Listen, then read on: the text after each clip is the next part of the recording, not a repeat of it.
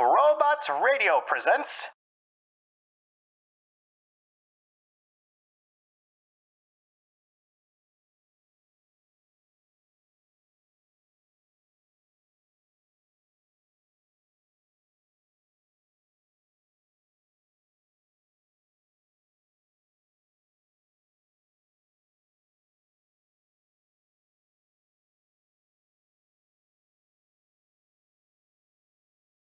Right, let's do this. I am recording. And I'm on the right mic. My mic's plugged in. Plugged in. Okay, let's clap it out. All right, let's go. Get my burps out the way. Such You're a lady. so pretty. The picture of grace. 3, 2, 1. Oh. What a half-assed clap from me. That was shocking. Mine was very resonant too. I liked yours. Yours made up for mine. 3, 2, 1. And last one. 3, 2, 1. Excellent. Hey. I do love I wanted to comment on the plant in the background. I am enjoying that. It's plastic. Oh, okay. It will came never with the die. house. Like everything in this room, more or less. It came with the house. But yeah, that's a nice bit of texture and shape to the background of what would otherwise look like a murder room. Mm-hmm. Exactly. Now you're disguising it. Now no one will think you're a murder room. Yeah, now people just think we shoot weird porn in here. Which, who's to say? It does look like a porn shoot now. It even has the gross sleeper couch. It's great. Oh, that's fantastic. All you Yeah. need now is a video man named Larry and you're sorted. I mean, if anybody knows a Larry. I'll source for you. Right, okay, to me to intro. Yeah. When you're ready. I've thought about this one. I thought about it this morning because I was like, I'm not going in improv. Okay. Hello and welcome to and then I forget the name of the podcast. I always do this. Do you need We've some been help? doing this for so long. No, we'll get there. We'll get there. Hello and welcome to Fresh Tomatoes, the movie podcast, the podcast that proves that first impressions aren't everything. That's Simone LaRue. And that's Chad Ekowitz. Wow, that And- was an extra shout that I wasn't like ready for yet, but I liked it. Oh, was it loud in your face? It was my earphones just didn't like it, and I'm burping into the microphone right now. Very professionally. I don't know where it's coming from. Hey, this is, it's like that scene in Indiana Jones where they're riding on the little coal car through the thing. We're just doing our best going through life. And sometimes I was you're gonna wondering hit how some you were bumps going to in the road. relate me like burping into the mic to Indiana Jones, but you pulled that rabbit out of the hat. I would be an amazing propaganda / spin doctor for some evil dictator. I would be unbelievably good at it. It's a hot market right now. It's true. Trump, if you're hiring, I'm here. Please don't help. Simone, I don't want to help him, but girls I don't gotta want to eat. shit on your dreams, Girls gotta Chad, but So welcome everyone. If you have never listened to this podcast before, this is the podcast where we talk about how we want to work for Donald Trump super bad. And hey, let's make America great again, everyone. God. Simone, what is this podcast really about before people immediately switch off? Well, mostly it's passive-aggressive remarks about Trump, but whenever we're not doing that, we take 2 movies every week that did really badly, and we try to tell you, hey, there are nice things you could say. If that isn't the most sort of contained version of, we still think these are rubbish, but we've got to do this because it's kind of our mandate That's of kind of thing. our thing now. At the very least, we discuss where it went wrong. There you go, exactly. And I mean, boy oh boy, this week's Boy, movies Oh are boy. they're proper proponents of the idea of where did this go wrong? Am I right? I have so many thoughts. Chad, do you want to tell the people what movies we're doing this week? I am so excited to tell the people. So this week, I am covering the wonderful 2002 film Men in Black 2, which scored a very, very low 39%. And Simone will be covering the newer After Earth, which was 2013, which only got 11%. Yep, it sure did. Oh boy. Chad, what are you drinking? Today, I've gone a little bit zazzy, as I would like to Oh. call it. A trip to the tropical islands, and I've gone for a peach schnapps mixed with tropical Ooh. juice. What am I about today? Who is he? What vacation life is he leading? Is he recording I'm from a remote island? Oh, that would be the dream. Mm. That would be the absolute dream. I'm gonna call it the German on holiday. So it's the German peach nuts mixed with a tropical drink. Um, I you know, love it. Is it delicious? right? It is actually quite delicious. It's very like refreshing and fruity. I've put some ice in it, even though it's pretty cold here. And it's just delightful. It's just a fun drink. And I think, I'll go to a bar and I'll be like, "Can I have a German on holiday?" And they'll be like, "What is that?" Who And then are I'll you? describe it, and then they'll say, "Get out," which is fair. And what are you drinking today? I am drinking another South African classic, Amarula, Ooh, with yummy ice. yum. It is, for foreign listeners, it is a cream liqueur made from the marula fruit, and it's just delightful. If you can get your hands on it at a bottle store, absolutely do yourself a favor. And it comes in at a surprisingly relaxed 17%. I'm not actually sure how high mine is. Is peach schnapps usually high, or is it quite low I usually? think you do win with peach schnapps. It's fair enough. I should have checked beforehand. For our English listeners, though, you can actually get Amarula in this country. Oh. You will have to have a bit of a search around, but I've found it before, and it was the best feeling in the world finding Amarula here. It really I made my bet. day. I always Yeah, forget how yeah. much I love it, and then I have a sip. I'm like, God damn! Yeah, it's surprisingly good. People forget about it as a drink, but it's so nice. Over some ice cream, nothing better. Oh, yes, agreed. Have you Mm. tried it in a hot chocolate before? Because that's also I very have, good. but I'm not a fan of cream-based liqueurs and hot chocolate. I find there's like Right. a weird curdling Mm, that goes mm. on. If I'm gonna do alcohol in my hot chocolate, it's gonna be like rum or whiskey, like a dark liquor. Yes, something that's not gonna make it turn into like scrambled eggs. Exactly. Yeah, I get you. Yeah. Yeah. But the ice cream thing is a good shout. I agree. All right. Well, shall I tell you about Men in Back in Black? Please do, because I believe after I watched the movie, I texted you and I was like, Chad, I just watched all of Men in Black 2 and I could not tell you what happens. Like, I paid attention, but I also blanked out the whole movie. It's one of those movies where you reach the end of it and you're just like, wait, but what happened? I vaguely remember what I've just watched, but I'm not 100% sure. It's I think because you sent me that message, I really, really, really paid attention to it. So I wrote this synopsis and I realized it was getting a bit long because my exposition in the beginning was like pretty heavy, and then I was like, wait, none of this matters. I can take out about half of this and it would still make complete sense. So I was able to shorten it, thank God. But yeah, it's what a story. All right, here we go.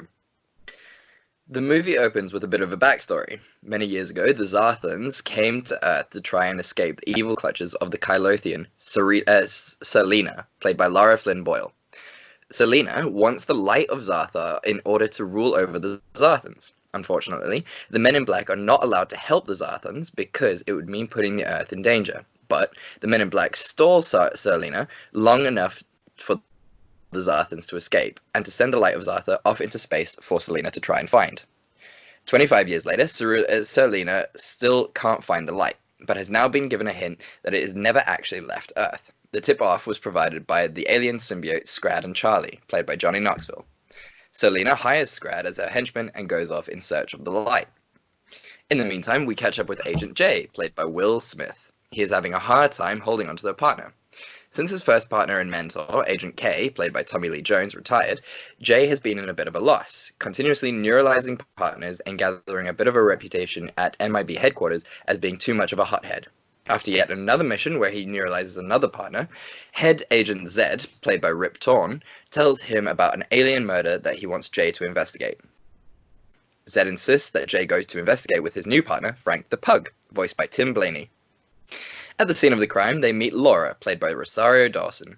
She witnessed the crime and tells Jay that it was a super hot model and an idiot who came in and murdered her boss, who turned into a plastic blob upon death. Laura also mentions that the criminals were in search of something called the Light of Zartha. Agent J tells her that her boss was an alien and the murderers were aliens, and in fact, aliens are real. She takes it in good stride, and he is about to neuralize her, but he decides not to because he kind of fancies her. Back at HQ, Zed explains the story of the Light of Zartha to Jay. Jay asked who was the officer assigned to the Zarthan case, and it turns out that it was his old partner, Agent K. Obviously, this is a problem now because K's memory has been completely erased by the neuralizer. The only way to get it back is through a deneuralizer, but he first has to convince K to come back with him. Shenanigans ensue. Most of the movie is spent trying to get K's memory back and then traveling from one location to the next to find clues. Essentially, in the end, it turns out that Laura is in fact the Light of Zartha, and K has kept the light hidden on Earth and sent out a decoy to get Serlina away from the planet and away from the Zarthans, all because K was completely in love with the Queen of the Zarthans. In the end, the Men in Black defeat Serlina and send the Light, Laura, back home to rule over her people. The end. Yep. I mean, it could have been a short movie. It could have been 20 to 30 minutes long. It did not have to be as long as it was. Well, what was your cliffhanger before we dive right in? It's so difficult because nothing in this movie matters. You're not wrong. So I'm going to have to go with this clip. And it's the bit where Selena is speaking to the evil guy who turns into 3 little robots. Now, I know I didn't mention this in my synopsis. That's kind of the point that I want to sort of go into at the beginning, at the top of our discussion of Men in Black. It's the fact that this kind of crap happened throughout this movie. Like, it kept adding little bits of people you know nothing about and have no recollection of, to the point where you go, wait, was this part of Men in Black 1 and I just wasn't paying enough attention? And then you go, no, that was about cockroaches and these villains are extra. And I was very confused by that. Yeah. No, I completely agree. I think it sort of missed what made the whole first movie fun.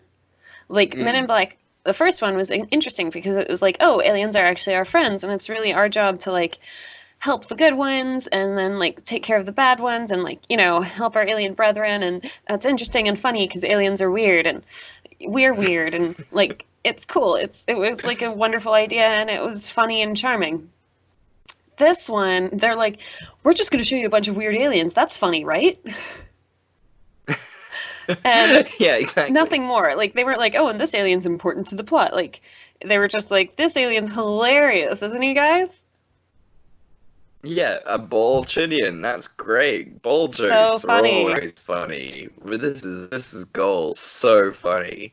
Yeah, and I think that was a huge problem with it. It was just like it tried to pack so much into it without giving any exposition. Where like the main story in itself was really nice. Like the main story about like love and you know having to sacrifice what you love for the greatness of humankind and that kind of thing. Like that as a central theme is really cool. But then it's just like, look at all these fun aliens. Look at us running around shooting people's heads off and things. It was, yeah. Great. Thanks, guys. Thanks, guys. What do you think of the dynamic between Tommy Lee Jones and Will Smith? I obviously preferred the dynamic in the first movie because I think, you know, that's sort of where Will Smith's humor does really well, is when he's the guy who's like reacting to new information, you know, like, what? That's crazy. Haha. What? Yeah. Here's a witty thing that I'm going to say about that because I don't know how else to react to strange information. And then in the second one, it's Tommy Lee Jones who like is the one who's like, what? And it's not the right dynamic. It's not the same, and they don't, in my mind, they don't really pull it off. Mm-hmm. Like, it's cool to see them reunite, but like, there's also no real emotional beat behind that. Yeah, exactly. Like, Will Smith's character is just kind of like, well, he's back now. It's not this sort of thing like, oh, I missed you so much. It's great to have you back kind of attitude. Yeah. Literally no other Yeah. partner has compared to you. Like, there's none of that really.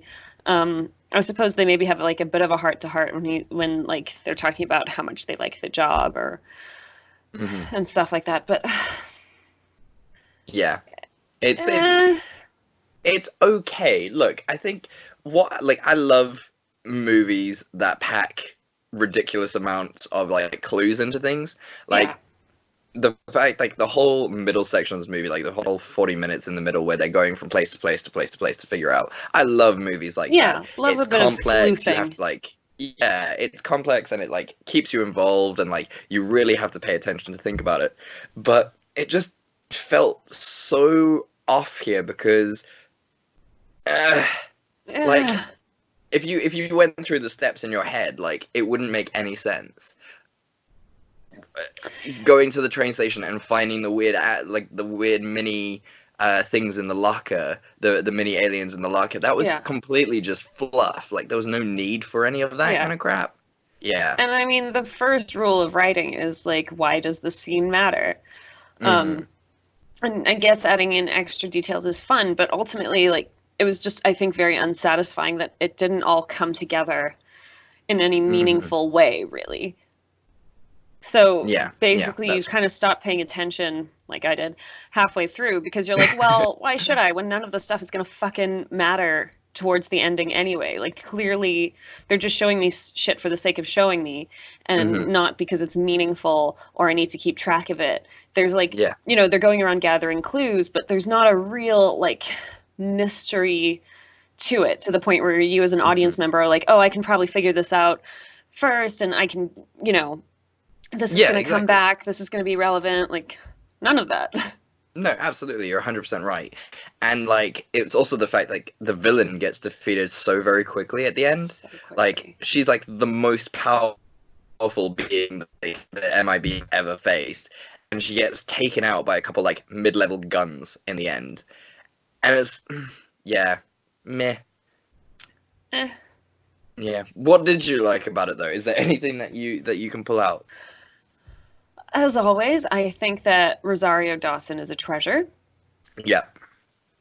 I also kind of liked the chemistry between her and Will Smith. I think that was kind of sweet. Like, obviously, I think it was stupid that he didn't, like, neuralize her.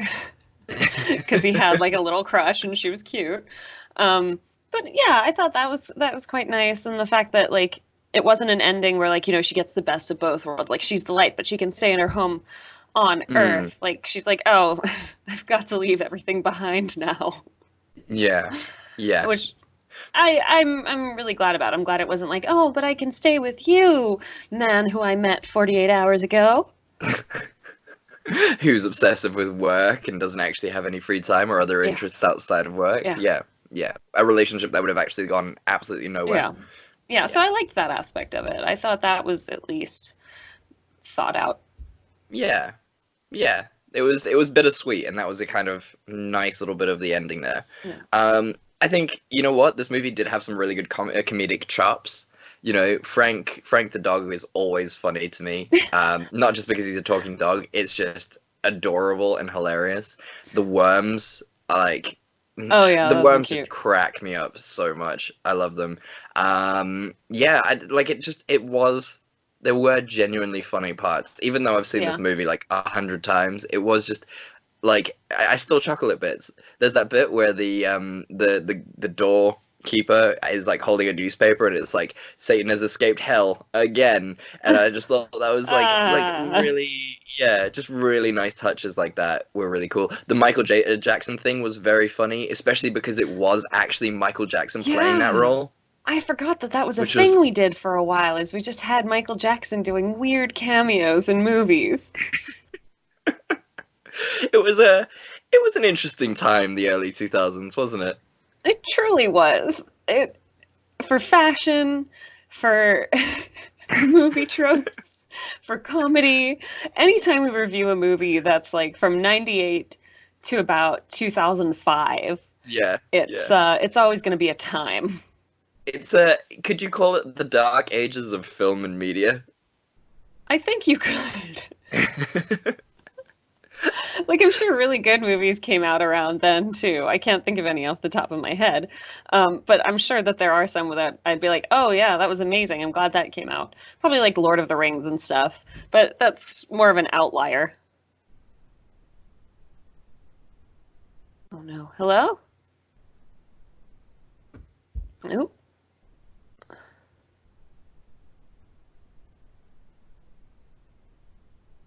I've lost you. Hello?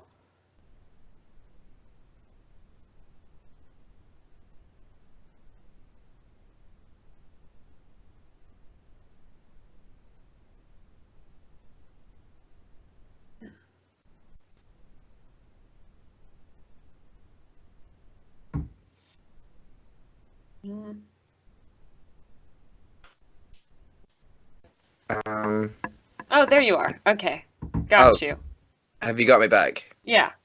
Yeah, Okay, sorry. I just cool. didn't want to hang up because then it would stop recording and it would be like two different videos. Yeah, and it would be a bit of a nightmare. No, that's absolutely Yeah, that's well, what I was I'll thinking just too. cut this bit. Cool.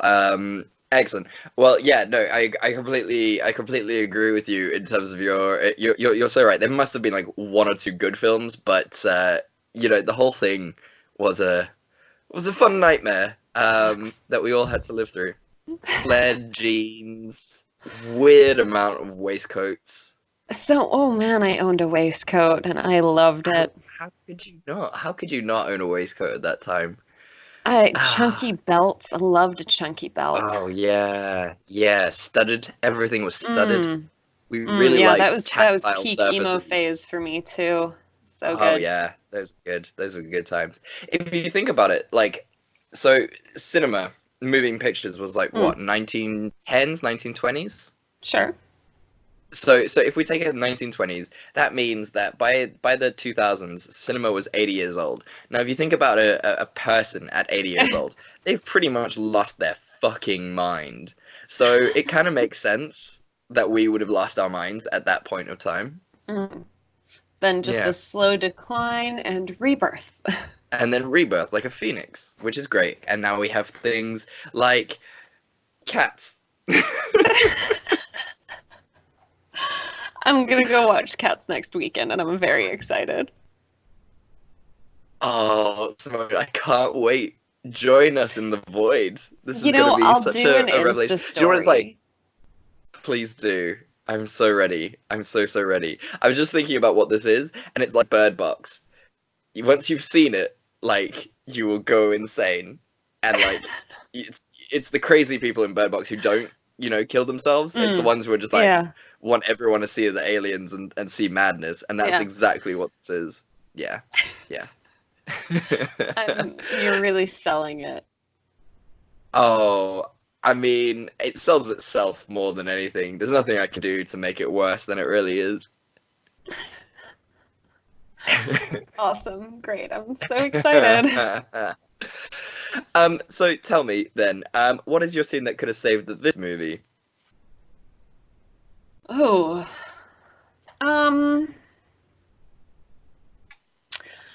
I guess just like I don't know, to be honest. Like, obviously, like, I wish stuff had come together a bit better. I liked the post office scene. I thought that was Yeah, that was kind of brilliant. fun and cool. I would have maybe liked to see more of that, like, and more of Kay sort of living his normal life and, like, Yeah, kind of feeling like something's missing or there's some part of his life that, like, is wrong in some way. Like, that would have been kind of interesting to get like Yeah. more background on his day to day before, you know, Will Smith shows up and MIB, is like, "Oh, yeah. by the way, you weren't in a coma." Yeah, that would have been really, really cool, actually. Yeah. Yeah, I completely agree. Yeah. More from Um, that perspective. yeah, exactly. Like, mine actually sort of piggybacks off the back of yours in that respect, is that Mm. I think they wasted way too much time with the denoralizer stuff. Like, it was kind of Yeah. pointless to have all that crap. It was more for the jokes that they did it. Yeah. And it would have just been cool if they had shifted it over, have more time of trying to get Will Smith to convince Kay to come back, and less time of the denoralizer bullshit, Yeah. and less time of the clues. Yeah. And I think that would have just been a much, much nicer movie, and like stuck to the premise of now we do like a flip flop, and so instead of Will Smith knowing nothing, you've got Tommy Lee Jones knowing Yeah. nothing, and that would have kind of Yeah. been interesting. No, I totally agree. Yeah. Yeah. So I mean, So, yes, would you were watch gonna- this again? Obviously, it's Men in Black. You can't not watch it again. That's like saying you'll never watch Lord of the Rings again. Like it's just It's an just something. inevitability. Yeah, it's something that will always happen. It's almost perpetually always on TV. You just Yeah. have to flip through enough channels and you'll find it again. That's For some true. reason, it's more popular on TV than Men in Black 1, which makes no sense to me. But hey ho, Probably that's have what it to is. pay less for the airing rights. Probably. Would you watch it again? Probably not. I think I would just Wow. watch the first one and stop there Damn. because I'm a monster. Yikes. Okay. No, look, fair enough. It's your prerogative. So if we were gonna have like a Men in Black fest, so we had Sure. like MIB 1, 2, 3 international, would you just like Uh-huh. extract yourself from the situation during this one? No. I mean, then I'd show up and I'd watch. We still have to watch Men in Black International, by the way. Oh yes, and I'm sure we will do it on this podcast because I don't Yeah. think it did very well. No. I don't think it did at all, which is sad because I love Tessa Thompson. Yeah, absolutely. But yeah, okay, no, fair I mean, enough. if it's Well, there there, you have I'll it. like watch it. I'm not gonna like storm out of the room with my fingers in my ears, but like I'm not gonna, actively seek it out. Yeah, no, that's fair. That is very fair. Yeah, it's not something. It's something that comes into your life. It's not something that you'll bring into your life. Yeah, exactly. Like the flu. Exactly. Yeah. Well, there you go, Simone. That is the second Men in Black film. We've done it. We've done it. It's out of the way. I've just thought about this now. Once Hmm. we've done a film on this podcast, we technically never have to watch it again or worry about watching it again. So that's always good. Like we're actually just ticking off a huge Yeah. list of terrible films every week. That That's we never cool. have to see again if we don't want to. Exactly. Like anyone would make us. I don't ever think that a friend would say, "Hey, let's watch Red Christmas." If a friend did say that, they would no longer be my friend. Yep. Or at the very least, I'd very gently be like, "That's a terrible idea. We shouldn't do that." Yeah. Shut your dirty mouth. Shut Yeah. your stupid beautiful mouth. Hmm.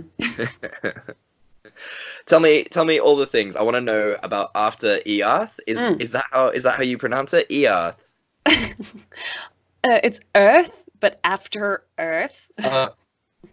Earth. Yeah. Look, I Okay. mean, I was kind of watching it. I was like, I guess I can't judge about having a mixed accent. Yeah. So- Both of us can't talk. Yeah, let's not throw stones out of this glass house. You know what I mean? That's true. That is true. I wonder if they were trying to do something to do with like, oh, they don't live on Earth anymore, so there's no Yeah, like American accent, and there's no, yeah. we'll get into it because I have a lot of thoughts. I'm excited. Okay, 'Cause, like tell I me, said, tell me Chad, about After Earth. I said this before we started recording, but I have been thinking about After Earth nonstop since I finished watching it. I'm so like, excited. I really, oh, Turning it over in my mind like a strange piece of roadkill, wondering how it died. I think, do we need help? Do we need to call you a psychiatrist or something? No, I couldn't think of a better metaphor, and that one was Oh, not I great. love the metaphor. It was terrifying. Much like the writing in this movie. Yes. Okay, tell me the so- thing. Okay, this is a relatively short plot synopsis because there's Yeah. a lot of shenanigans in the middle, as per Yeah. usual. Okay. I love the names in this. They really are. It's Spectacular. Avatar 2.0. It's fucking everything. So, the movie opens with the main character, Kitai Rage, played by Jaden Smith, explaining that humans no longer inhabit the Earth because they wrecked the environment. Instead, humanity has settled on a new planet called Nova Prime. Also, aliens trying to destroy humanity, for some reason, have creatures called Ursas, which can only detect humans by sensing their fear. General Cypher Rage, played by Will Smith, who is Kitai's father, has famously Rage. mastered a technique whereby he feels no fear, making him invisible to the Ursas so that they are easy to kill. This technique is called ghosting. Unfortunately, the general is away during an Ursa attack, and a young Kitai witnesses the brutal death of his sister. Racked with guilt, Kitai trains hard to become a ranger like his dad, and Kitai is rejected from the Rangers for his recklessness, though. In an attempt to repair their relationship, Cypher takes his son along on his last voyage before he reaches retirement. Predictably, things take a bad turn. After being hit by a meteor shower, their ship crashes to Earth. The only beacon that can send an SOS is 100 kilometers away from their location, over treacherous terrain, inhabited by vicious animals, and full of air that is no longer friendly to human lungs. It's up to Kitai to save them both. Lots of shenanigans ensue. The two are at odds, but Kitai undergoes some kind of character growth, apparently, enough that in the final scene he can ghost when attacked by an Ursa and get a signal home. The two have a newfound respect for one another, Yeah. and both are eager to not be rangers ever again. The end. Oh god. Okay. Well, first off, what's your cliffhanger? Chad, you know exactly what my cliffhanger is. I don't, because there's so many that it could be. It's gonna be this one, which is the speech that Will Smith makes about, like, you know, how he ghosts and how Oh, fear is Of course. uh, Yeah. a choice that we make. Sorry, you're so right, and I do apologize. There was only one cliffhanger that it could ever be, and I Yeah. do apologize. Yeah. Okay. Yeah. All right. So talk me through your feelings about this speech, and then I want you to ask all the questions, and I'm going to try and pardon me. We're both on the burp train today, and then Okay. and then we can see how many questions I can answer about After Earth. Okay. I'm gonna limber up Scratching. before I. Ready? Okay. So, the accents. Right. Okay. The number one rule in writing sci-fi is you're introducing people to a world that they are unfamiliar with. The best way to get them to want to familiarize with this world is to keep some elements that they can relate with. Usually, accent is a pretty basic one. It's also why sci-fi movies tend to take place in English with like weird translation technology so you can understand the aliens, because nobody wants to read subtitles. So the accents don't make sense.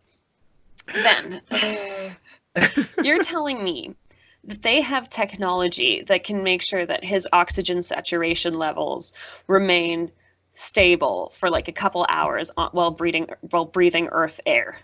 But they don't have technology that can stop you from feeling fear or secreting fear hormones. Yeah, that confused the shit out of me too, to be fair. Because Why we have haven't they beta blockers now. Yeah, like in terms of like military strategy, most things like, and did you know that anti-aircraft guns came out before aircrafts? So like we have a notorious history of producing precautions before Yeah. we need them. So I feel like this whole thing of fear secretion, like, Yeah. how about you just, wear a damp cloth so that the pheromones don't really go anywhere? Yeah. Like, yeah, that didn't make sense. In terms of the breathing thing, how drastically different does Earth have to be? A carbon-based planet, a oxygen-based planet, have to be that you can no longer breathe the air. I understand that during prehistoric times, during the time of the dinosaurs, there was a lot more oxygen than there was now. But that doesn't mean that we wouldn't be able to breathe on it. And Right? surely, like, then you just have, like, those masks that they had in the Yeah. plane connected to, like, an oxygen tank, surely? And So also those masks in that was the plane confusing. weren't attached to anything. They were just the mask. The sets in general were very, like, isn't this futuristic? And the answer was no. What are you talking about? The weird membrane xylophone things? That's super futuristic. I'm so glad you saw that too, because I was like, wow, M. Night, yes, you are a great director showing me that. Okay, that you're also telling me. So at the beginning, there's a scene where Will Smith is like, they're about to leave on the voyage, and then the soldier who like lost his leg in battle comes up to him, and he's like, "Oh, I saw my daughter smile for the first time, and it's because of you." And then he has his like comrades help him like stand up so that he can salute the general, and it's like a whole thing. So you're telling me that Kitai can have a weapon that changes shape at the push of a button, but they can't make this guy a fucking prosthetic leg? Well, obviously not, because then you have no gravitas. This society is a hell of a lot based on drama.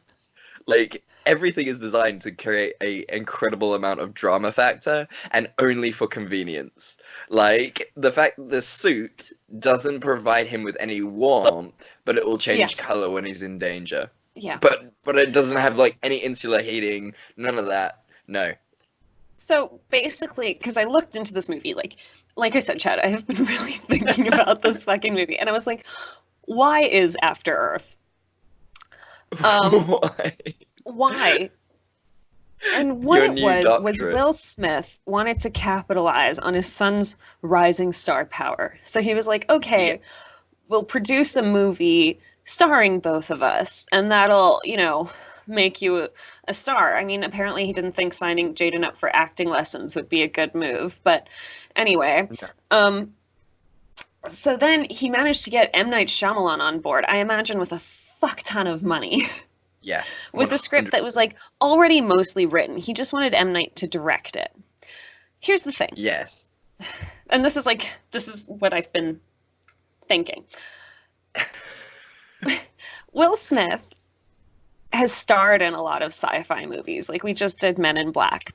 So I think he knows what's cool about sci-fi, which is like the creatures and the landscapes and the cool flashy tech.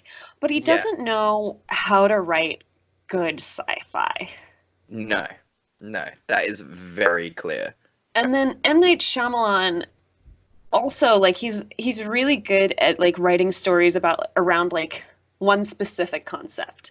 Like, Unbreakable was cool. Shit, not sci-fi. Yeah, Unbreakable was cool because he was like, what if you had superpowers but you never had a time where you had to use them, so you didn't know you had them? That's Unbreakable. Yeah. Or like, fucking, what if you started a medieval village in like the middle of nowhere? Like, it's a small concept, and then he writes a very human story around that. Mm-hmm. But he's not great at like full world building and like thinking out the implications of the tiny concept that he's working around. Like, so for example, like now you've got a thing where your main adversary is somebody that smells fear, right? Yeah.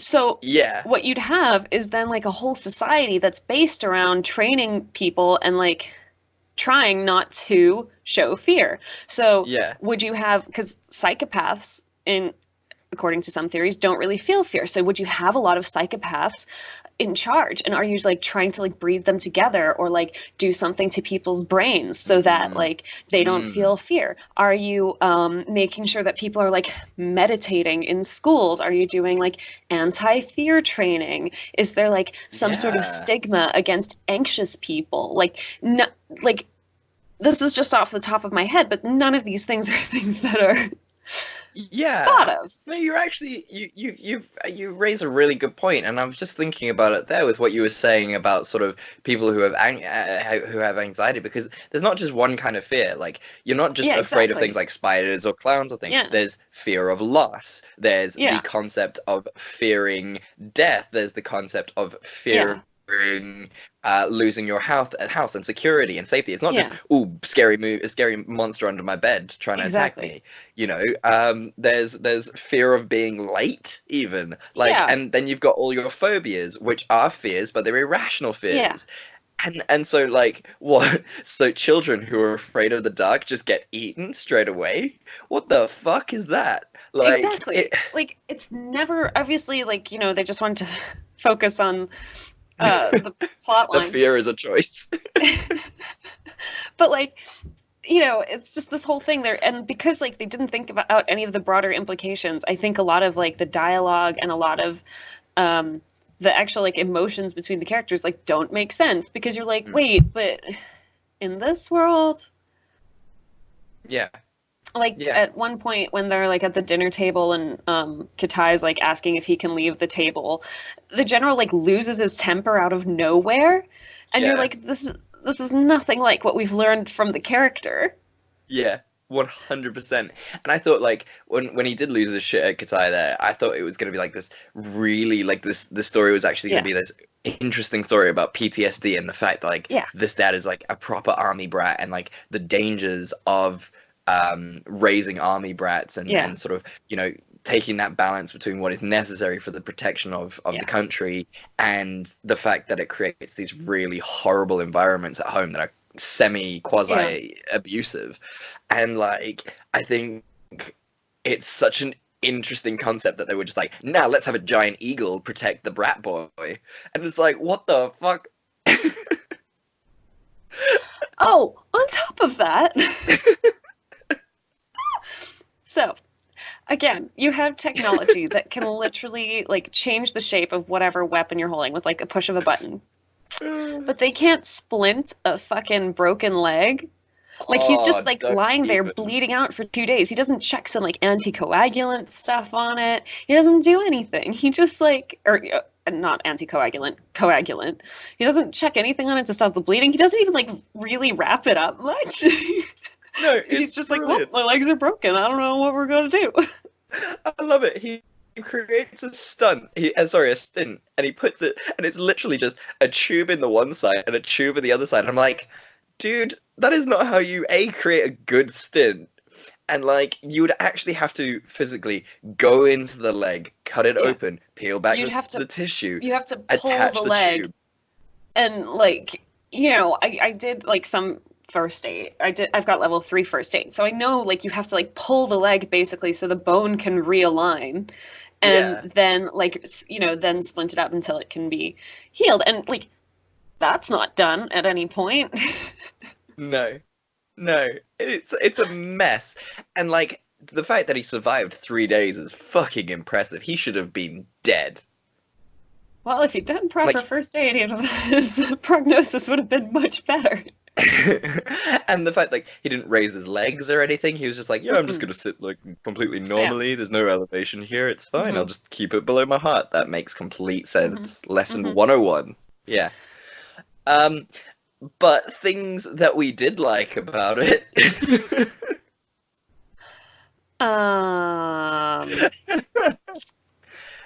Zoe Kravitz was great. She was lovely in the scenes that she was in. She's bomb and she's unbelievably good looking, like so beautiful. Too beautiful for this world.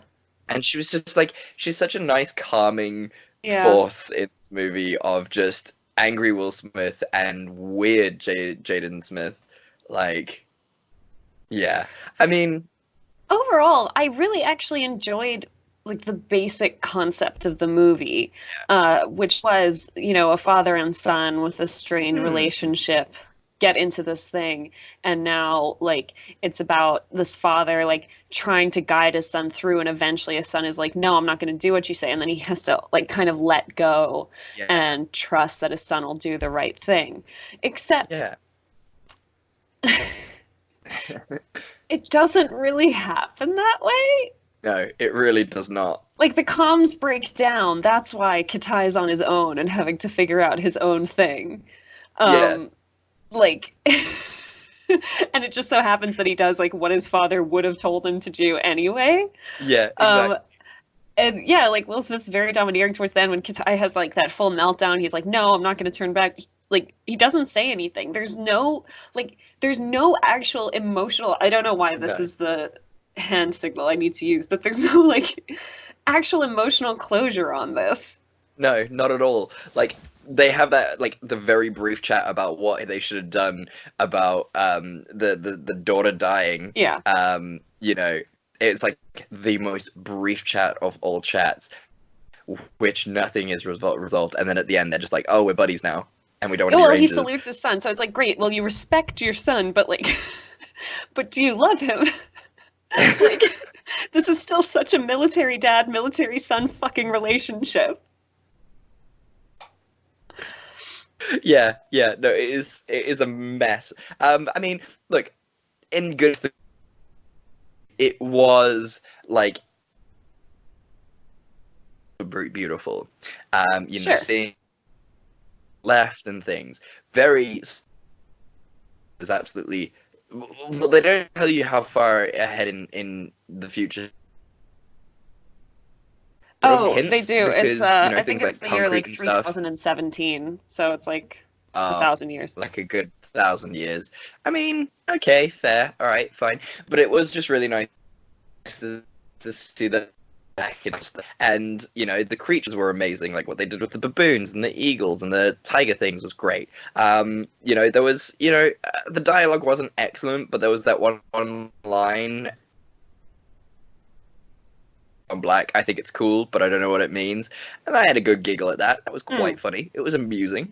You know, from M. Night Shyamalan, who's never told a joke in his life, and from Will Smith, who is funny. It was interesting. So, what is your scene that could have saved this? It's so very hard to say, really, because how do you save it? I would have. I don't know, because like you said, I really love the message at the basis of like the military brat kind of thing. And it's so hard to show that in a movie like this. Maybe if instead of It's Will really Smith, not.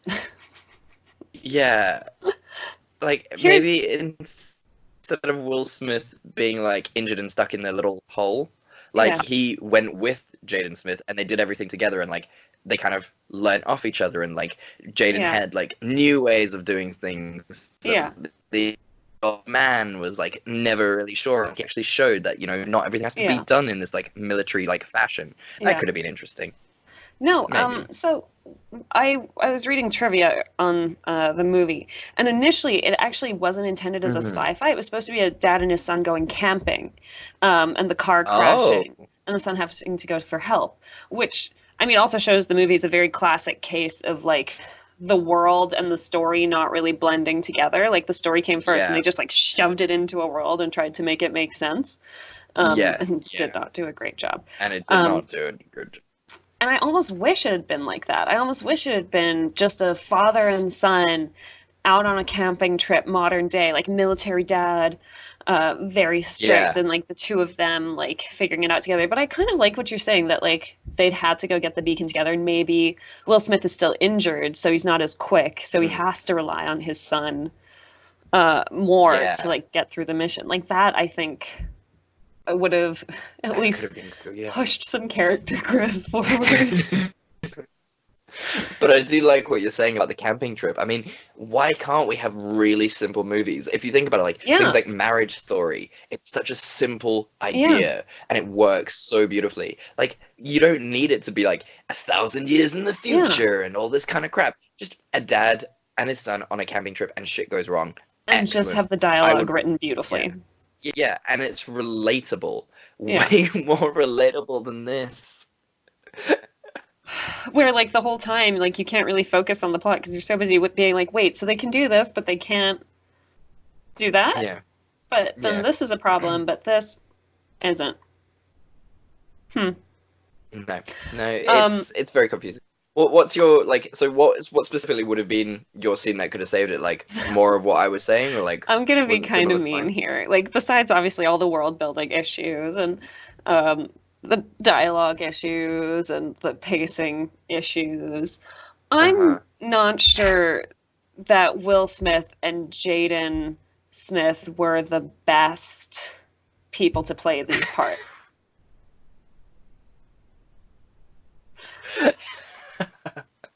I completely agree with you. Oh, that's brilliant. Who would you recast this as then? Ooh, as like the general. Yeah. Oh God, can we change the names too? Why don't they just call each other like sci-fi hero McCypherson? Like honestly, Yeah. Kitai Yeah. Rage, Hero, Cypher Rage. Fuck off. Was action Hero McDad Dangerfield and Hero taken? Like Jesus. Action. Oh God, it's terrible. Oh, that's such an M. Night Shyamalan name as well, isn't it? Cypher Rage. But Simone, fear is a choice and courage is mandatory, or whatever the bullshit line was. Okay, who would I want playing Cypher? Older dude, kind of, like a jawline. It's all about the jawline. Yeah, I mean, it's got to have like a nice salt and pepper stubble going. Yeah. But then also someone who's able to look like really stoic, you know? I mean, you know who I would always push for these things, and it's always Jon Hamm. Okay, no, Jon Hamm's too pretty. To be fair, Jon Hamm and Daniel Radcliffe, they were in a TV show together called Confessions of a Doctor, I think it was called, something like that. And it was basically like Jon Hamm was the older Daniel Radcliffe, like in the future, and he was like going back and looking at his diaries when he was like a young Russian doctor who just, and like they have like this, obviously like it's told from the perspective of the diary, but Jon Hamm goes back and like looks at his life and can talk to Daniel Radcliffe, even though they're the same character. And so like their dynamic together is actually really, really good. And I could kind of see them being father and son, and I kind of want to watch that.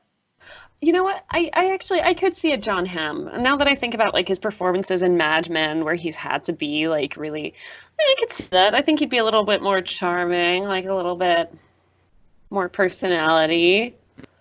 But then who as the child? Daniel Radcliffe. Oh, really? Isn't he a little old? Daniel Radcliffe. I don't know.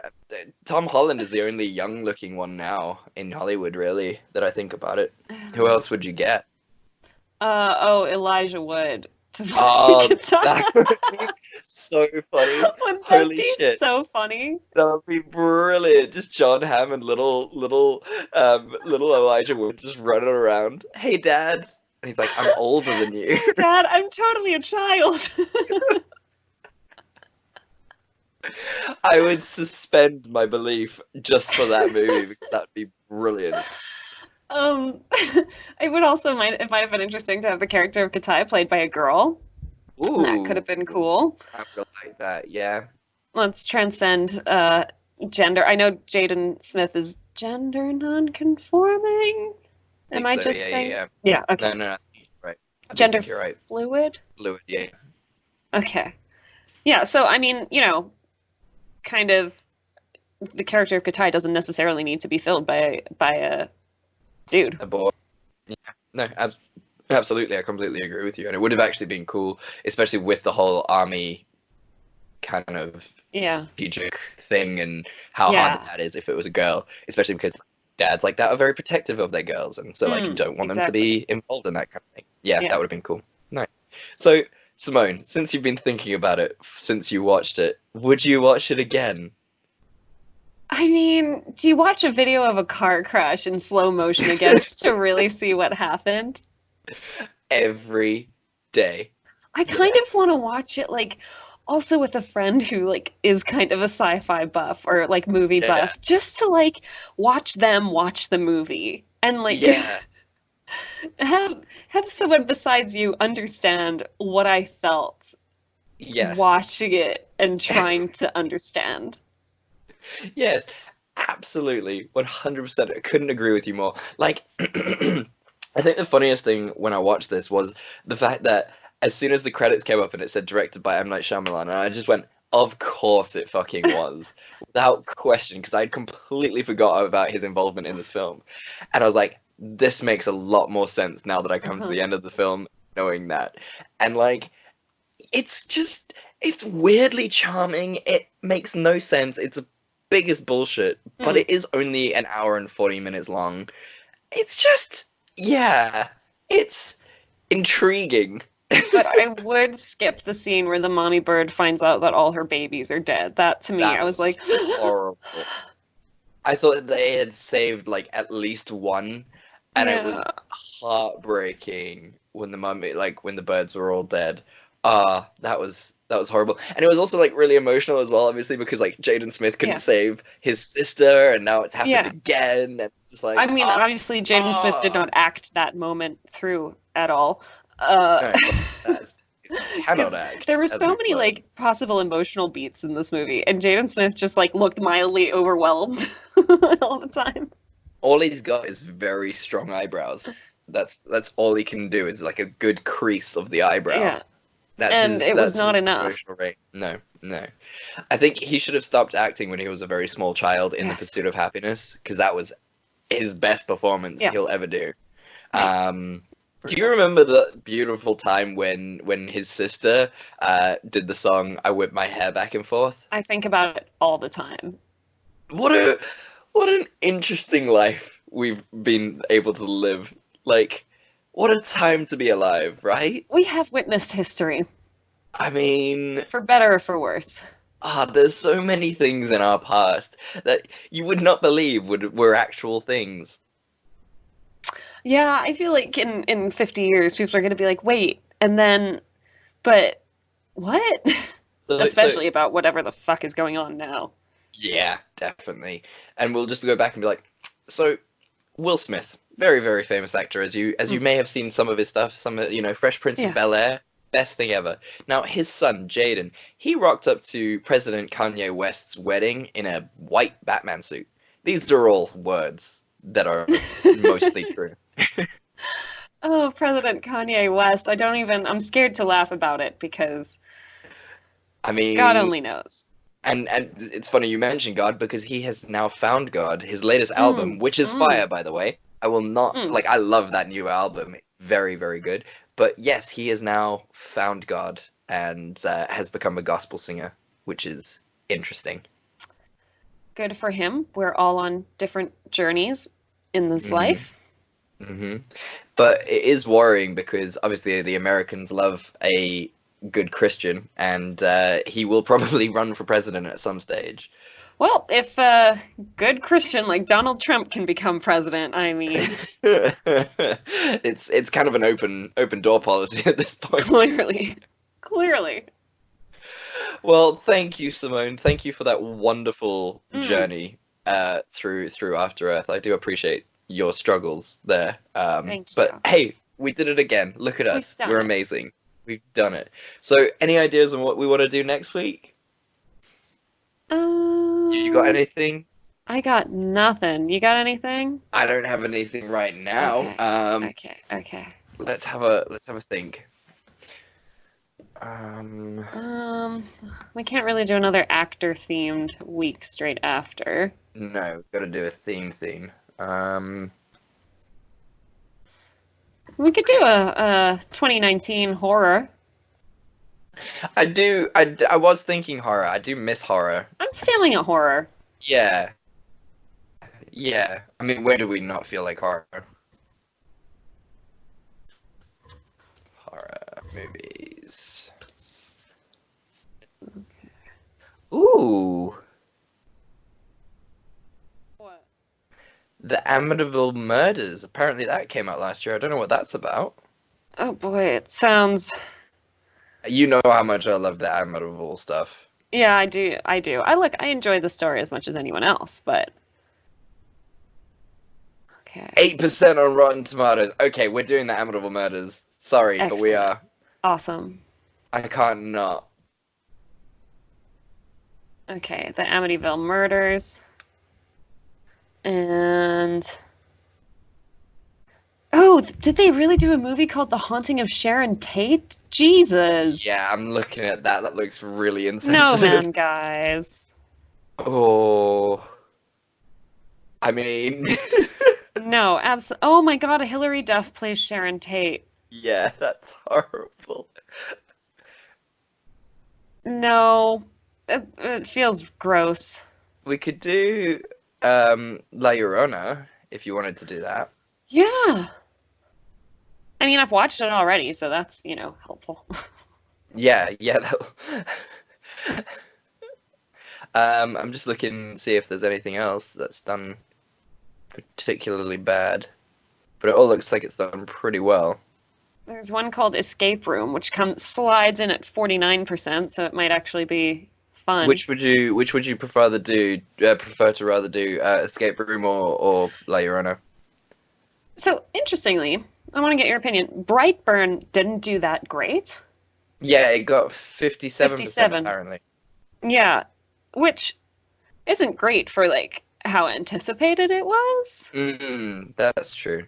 That's true. Do you want to maybe do we a yeah, cheeky we can- Brightburn? Yeah, we can break the rules a little bit. I don't see why Yeah. not. It's our Yeah. podcast. Yeah. So he's gonna fight us on this.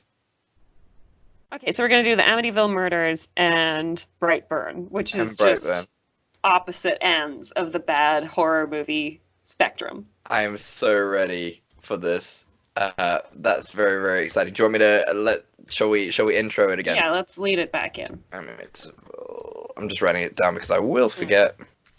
Murders. Okay, cool. So, Simone, what are we gonna do next week? We were feeling horror, Chad. You and me, Yeah. aren't we always? I mean, it's perpetually on the cards. If someone says, "What do you want to watch?" It's always gonna be horror. Always. So we did a quick Google for the worst horror movies of 2019. We turned down some horrible ones. Some very guys.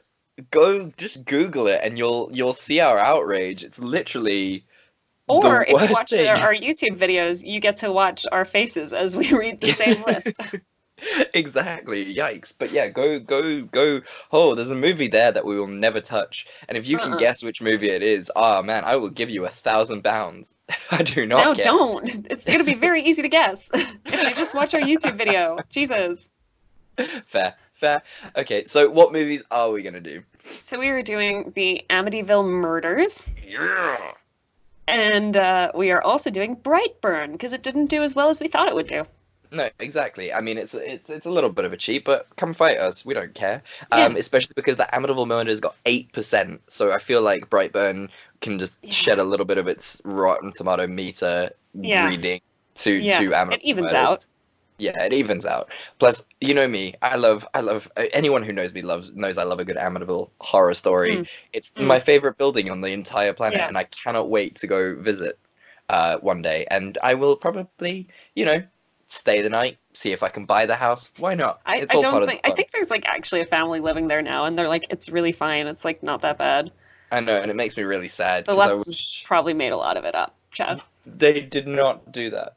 They didn't make any of it up. But we do know that the Amityville murders did happen, and this seems to be That's about the original murders. So That should be very exciting. Awesome. Well, that's very exciting. So tell me, Simone, what's your optimistic thing for the week? dumplings, I love them.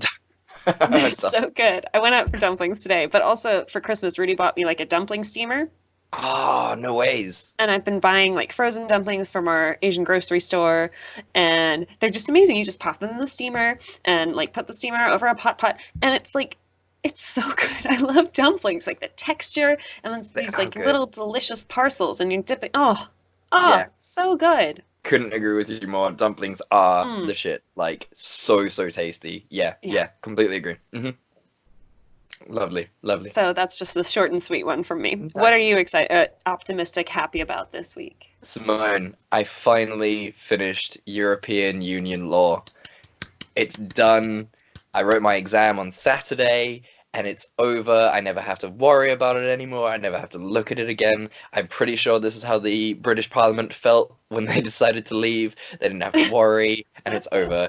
But little did they know they still had like a good 70 years left to deal with this shit, where me, I don't have to anymore. I put my books up in the loft, and we're very, very happy to be done Gonna with have it. a little bonfire later. No, just in case, worst case Yeah. scenario, but also like it will just be nice to look at in like 40 years time. I'll go back and look at my study notes and be like, oh, that was a time in our lives, wasn't it? That's how I feel when I look over my old study notes. I kept a pack of notes that I wrote because I used to write out like all my notes by hand. Yeah, of course. It's the only way to learn. Oh, damn And I straight. had like a book that I'd made of 60 pages of handwritten notes for like one of my courses. I think it was even like a small module in the course. And I think I kept it because I was just like, God damn, 2014 Simone worked so hard. Yeah, exactly. You've got to keep these things because you Yeah. work so damn hard on them, and it would just be horrible to just throw it Yeah. away at the end of the I year. probably could not tell you a single thing on those notes now. No. I think it evaporates from your brain once you've written the exam. Yeah. Yeah. You don't need that much information in your head. I just bleed it all over the paper and I'm like, are you happy now? You've taken enough from me. Yeah.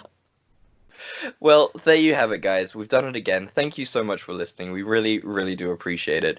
And what are you guys interested in movie-wise? Tell us what you've seen now that it's 2020. Tell us what you would like us to do in the future, whether it's themed, whether it's actors. Just let us know. And while you're letting us know, why don't you write us a little bit of a comment? Tell us what we're doing good. Tell us what we think what you think we should be doing better. And where can they tell us these things, Simone? On Facebook or Instagram, they can tell us at Fresh Tomatoes Podcast. On Twitter at Fresh Tomatoes MP. They can email us at freshtomatoespodcast@gmail.com. And they can come hang out with us on YouTube now. Guys, we're putting our unedited, just videos of us recording. You can see our process. You can hear all the awkward pauses that we edit out. You can see our process when we're picking movies for the next week, because we always leave it to the absolute last minute. All of that fun stuff. Exactly. See us squirm and see us just, we're very, very pretty people. And it's just fun to see the raw, uncut version of this spectacular podcast. And also, we just want to be more in your lives, guys. Yeah. We love being in your lives. We love, you being in our lives. It's just love. Yeah. It's just great. Part of #optimistic20s. That's what we're going for here. And as we say at the end of every episode, we love you and there's nothing you can do about it. We love you, and there's nothing you can do about it. Goodbye. Okay, we're going to stop recording. Yes.